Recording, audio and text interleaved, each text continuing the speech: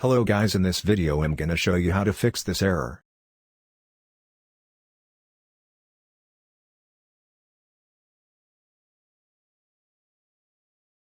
Open your browser and search Microsoft C++.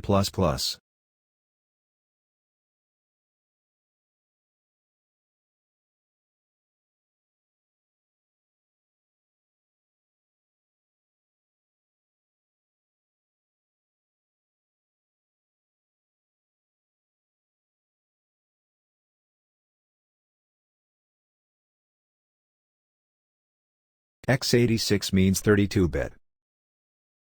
x64 means 64-bit. In this case I have 64-bit operating system, so I will download x64.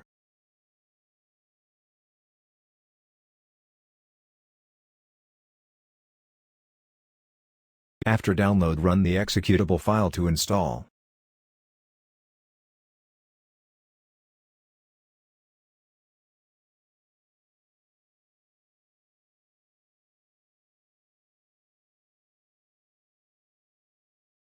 Just wait to finish the installation process and that's it. Thank you for watching.